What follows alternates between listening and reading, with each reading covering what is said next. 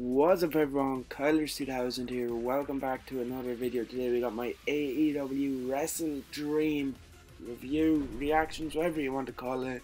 And on this day, I see clearly, because the Rated R superstar Edge, or should I say Adam Copeland, is officially All Elite, one of my favourite wrestlers ever, now with AEW. We will get into that in a moment, but let's work our way through the rest of the Wrestle Dream card first, and we'll kick off with the 0 hour, which opened with a little tribute to Antonio Inoki with Shibata, Rocky Romero, Tony Khan, and Inoki's grandsons in the ring, and had a little presentation for the legend. Of course, the show was in his honor.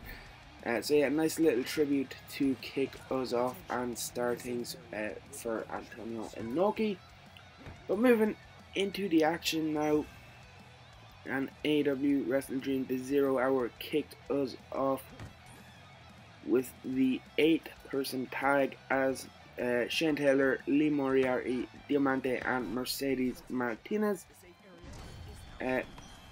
teamed up to take on the team of Keith Lee, Satoshi Kojima, Cena, and Billy Starks. This was, a fun 8-person tag. It's always good to see Kojima. I'm a big Kojima fan, so to get to see him here. I've been a big Lee Moriarty fan for a long time, before he even got signed by AEW, so to see him guest spot on this pay-per-view was good. Keith Lee is Keith Lee, we all know about him, he's awesome. Shane Taylor, it's good again, someone else, good to see to get him spotlight to shine. Athena and Billy Starks have been they've been doing some good stuff in Ring of Honor, so again, good to see them on the card.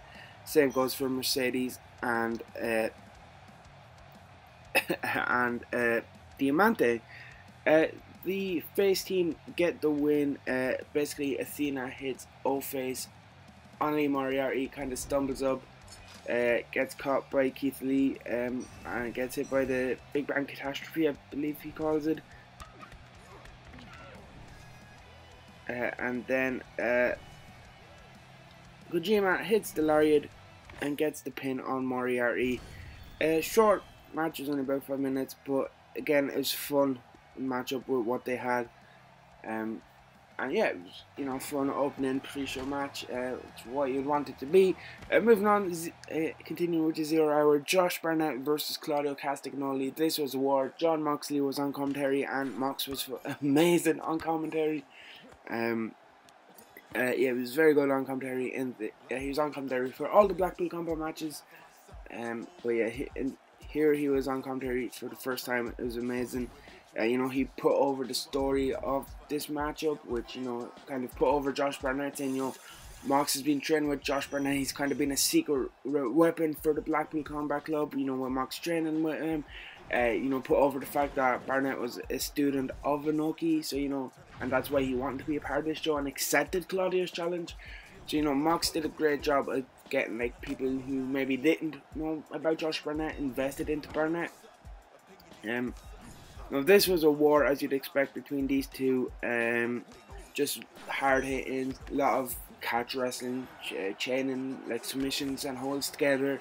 Eventually, Claudio gets the big swing on Barnett and grabs him into a leg lock. And yeah, eventually, Claudio goes for the neutralizer. Barnett's able to block it.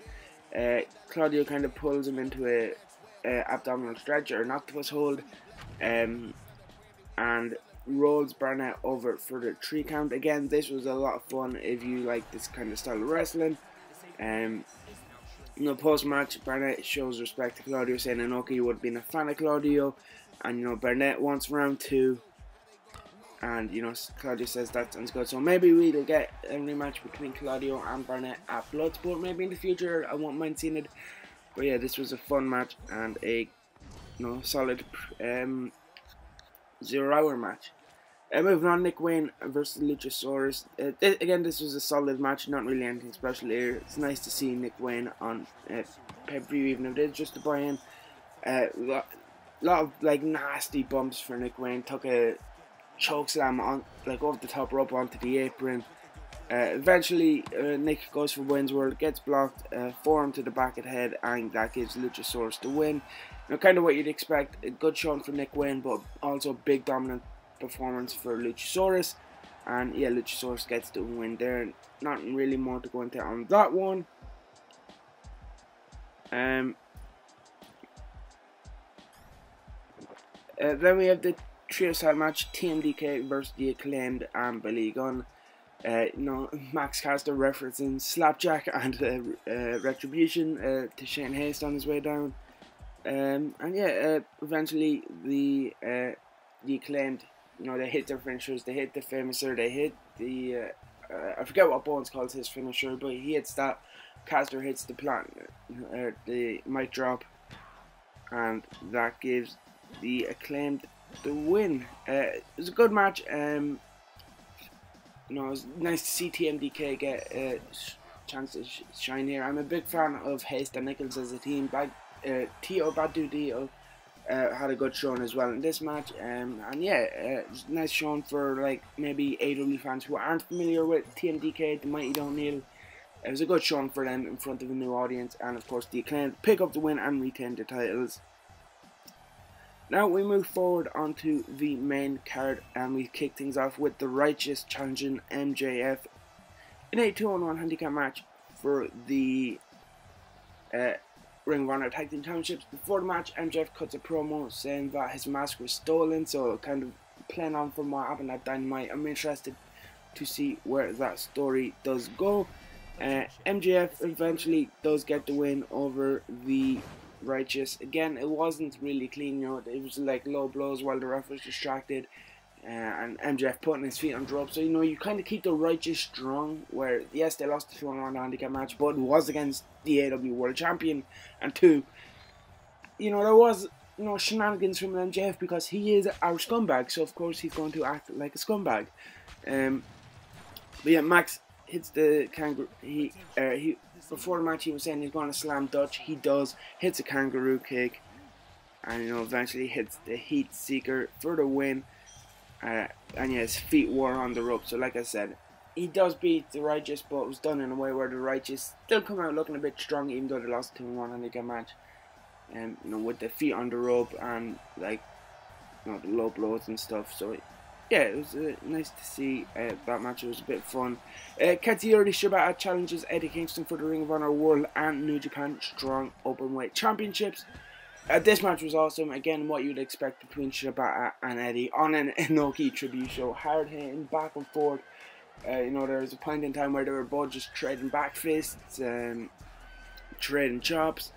Eventually, Eddie hits the Northern Lights bomb, followed by another back fist, and then the folding power bomb to put away Shibata. Again, really good match. Love this. This is like type of wrestling I like enjoying, just hard hitting, physical matchup, like you would expect between Eddie and Shibata, and they definitely delivered on that.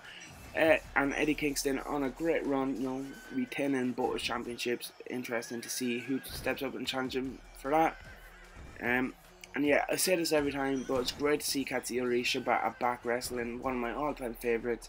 Never thought I'd see him wrestling again after his serious injury, so yeah, it's great to have him back. TBS Championship, Chris Statlander defending against Julia Hart. Again, this match was actually really good. The crowd got very into it. They teased Julia going for the moonsault a couple of times, and the crowd reaction when she finally hits it and Statlander gets her foot on the rope was good. Eventually, Statlander hits a tombstone, followed up by Sunday Night Fever to put away Julia Hart, as Julia Hart's undefeated run of like 27 or 28 matches in a row comes to an end. I thought for a bit they were going to put the belt on Julia here. Like, her improvement over the last couple of months has been very massive. She's come on a lot. If she keeps developing this way, it's only a matter of time before she eventually does get the belt. And yeah, I did think they were going to put the belt on her for a bit during this match, but I'm not going to complain with Chris Statlander retaining it. Statlander is awesome, and her reign continues. The Young Bucks then beat the Guns, Orange Cassidy and Hook, and the Lucha Brothers in a fatal 4-way to become the #1 contenders for the AEW World Tag Team Championships. Like you'd kind of expect from this, a bit of a spot fest.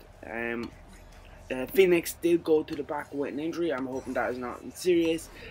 It'd be unfortunate just after winning the International Championship. Maybe not even plan to win that because of Mox's injury. If Phoenix was to pick up an injury, it would be very unfortunate. Hopefully Phoenix is alright. But yeah, the Bucks hit the BT trigger on Pentagon to get the win, and they become the #1 contenders. Like I said, your typical spot fest tag team 4-way. Yeah, very fun, solid matchup. But yeah, we'll continue on. I feel like I talked about that, and I don't really have anything else to add on that one. Hangman Page versus Swerve Strickland. This was awesome. You know, Swerve in his hometown of Seattle getting a great reaction. And yeah, these two killed it, knocked it out of the park, absolutely delivering, showing why these two are two future main event players for AEW. I know Adam Page is already a former world champion, but Swerve Strickland definitely someone who should be in and around that title picture. And tonight he stepped up and showed why. This match, it was very good. It was awesome. Happy to see Swerve getting this big spotlight, getting this matchup. Yeah, Page, he hit the dead eye onto the steel steps for which was nasty. There was a good double foot stomp from Swerve to Hangman on the apron, and yeah, Swerve kind of works over the arm of Hangman Page, which makes, you know, when Page goes for the buckshot, Swerve's able to like kind of work on it, and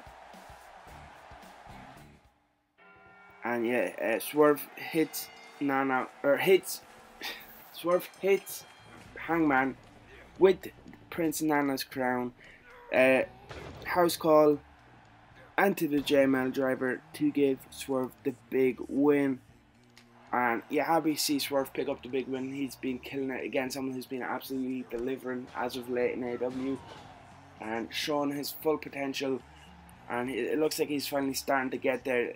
It looks like they're finally starting to push him as a main event player. Like I said, beating a former world champion here tonight in Hangman Page. Hopefully that continues, and it's only the beginning of Swerve being pushed as a main event player. He's definitely someone I would like them to see, you know, put the belt on. Maybe be the one to beat Max. You know, there's a couple of other options they have. You know, it could be Swerve, could be Eddie, but Eddie just won the Ring of Honor belt. So, you know, yeah, there's definitely a lot of options, but Swerve definitely should be at that top of the list for future world champions. Wheeler Yuta versus Ricky Starks. Moxley once again back on commentary.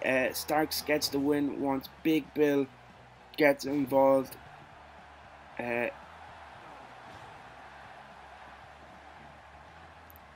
Yes, Big Bill gets involved, and that helps Starks get the win over Wheeler Yuta, with the spear into the Roshambo to put away Wheeler Yuta. Again, good to see Yuta. I believe Moxley said on commentary this is the first time Yuta's had a singles match on an AEW pay-per-view. So it's good to see Wheeler in that spotlight. Again, Ricky Starks has been great as of late with stuff with Bryan Danielson, his stuff with Punk before everything with Punk happened. Has been good. Again, like what I was saying with Swerve Strickland, Ricky Starks is definitely someone who can step up into that main event and title picture, and definitely someone who in the future should potentially be a world champion for the company. Same really goes for Wheeler Yuta, someone who could potentially step up into that main event scene. Yeah, good. Ricky picked up the win, and continuing with Jon Moxley on commentary and with the Blackpool Combat Club. Bryan Danielson, Zack Sabre Jr., the dream match we were all waiting for, the technical masterclass, and these two did not disappoint. Great back and forth wrestling, great chain like linking submissions, and yeah, this was everything you would expect Bryan Danielson and Zack Sabre Jr. to be two of the best technical wrestlers going at it, and absolutely delivering. A lot of submissions, a lot of like exchanges. Nigel and Mox on commentary together really like added to this match. You know, you had Mox telling Danielson to F that guy, and you know, cheering on Danielson, and then you had, while Danielson was in a submission and Sabre had him locked up, you had Nigel telling Danielson to just give up, just retire now. You know, I thought that added a lot to this match. And yeah, Danielson eventually gets the win with 2 Psycho knees to put away Sabre. Fantastic matchup, everything you would want between a Danielson and a Sabre match. And happy we finally got this dream match that we've all been wanting for a long time, as Danielson beat Zack Sabre Jr. and, you know, books his spot well, at least in as a, like, in terms of kayfabe after win this match as the best technical wrestler in the world. And you know, Danielson definitely is one of the best of all time. Next up, Chris Jericho teamed with the Golden Lovers to take on the Don Callis family, which of course is Will Ospreay, Konosuke Takeshita and Sammy Guevara. This was a fun 6-man tag, kind of what you'd expect between all 6 guys.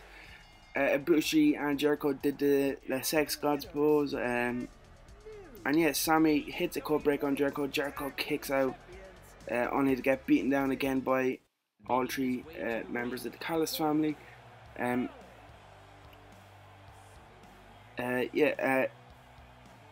Jericho hits a Judas effect on Ospreay, but Sammy super kicks Jericho.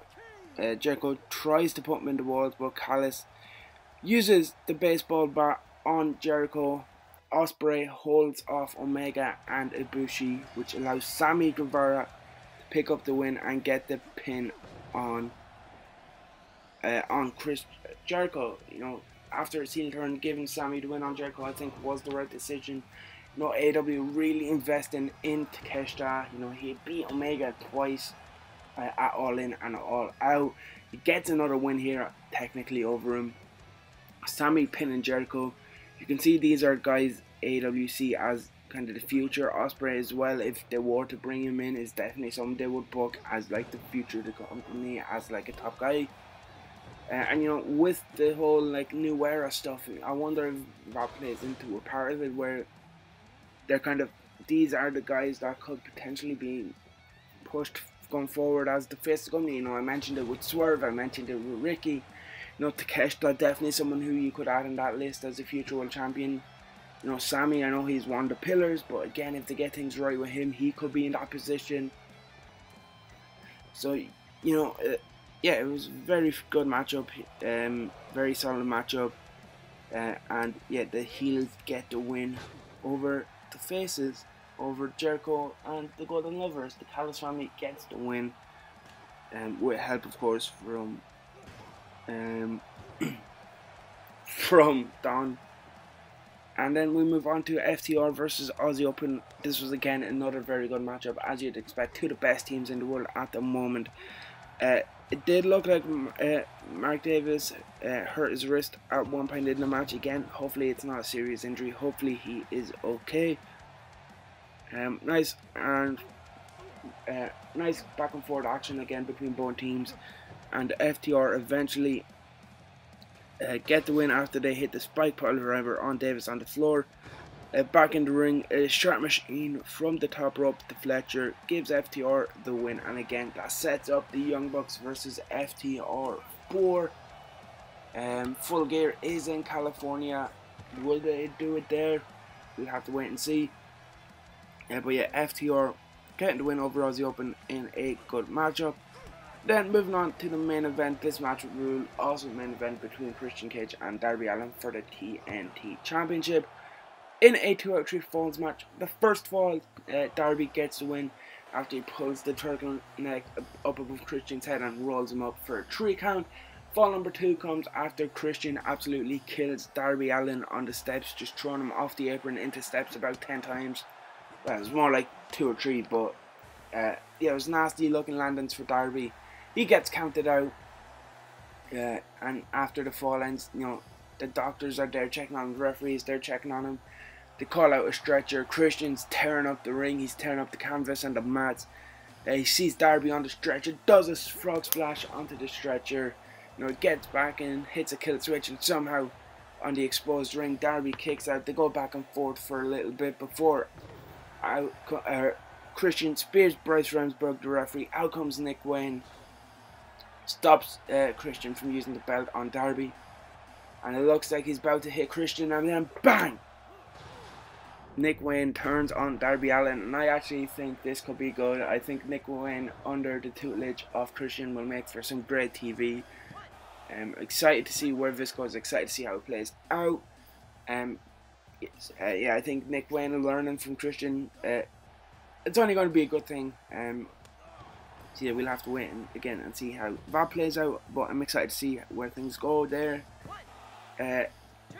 Yeah, that allowed Christian to put away Darby for fall number 3. Post-match, Christian and Nick Wayne beat down Darby. Out comes Sting to make the save, but here comes Luchasaurus. They take down Sting, and just as it looks like Christian's about to hit a concerto onto the Icon, you think you know me. Here comes Edge making his AEW debut. Of course, he had a little video before he came out. But yeah, they have Matt Lingus. They had a You Think You Know Me. He is the Rated R superstar. Adam Copeland is here. Christian sells it like he's seen a ghost. He hands the chair to Edge. Edge asks him for the chair. Looks like he's going to hit Sting with the concerto. Bang! Hits Nick Wayne. Christian rolls out. Spear to Luchasaurus, and then shakes the hands of Sting and Darby Allin. Edge is here. Adam Copeland is here, I should say. I need to get used to calling him Adam Copeland, but if I continue to call him Edge, I still call TNA, so I might just keep calling him Edge. But yeah, one of my favourite wrestlers one time. Happy to see him in AEW. I didn't watch the media scrum yet, but it does seem like he is full time. He will be on Dynamite this week. He will be on Collision, I believe, as well. They said in the scrum. His first match will be on the special Dynamite, the Title Tuesday, or Title Dynamite, whatever it is, in like 2 weeks. So yeah, excited to see Adam Copeland in AEW. A lot of potentially big matches that we could see. A lot of matches he already mentioned that he would like to do, but Copeland versus Omega versus Swerve versus Hangman. Maybe down the line we get Edge and Christian reunion. We get them versus the Young Bucks or FTR, and there's a lot of potential big matches for Adam Copeland for Edge here in AEW. So I'm excited to see it and see how all that goes. But yeah, that's going to be it for this video. Let me know in the comment section below what you thought. Are you excited to see Edge in AEW? And yeah, leave a like, comment, and subscribe. I'll see you in the next one.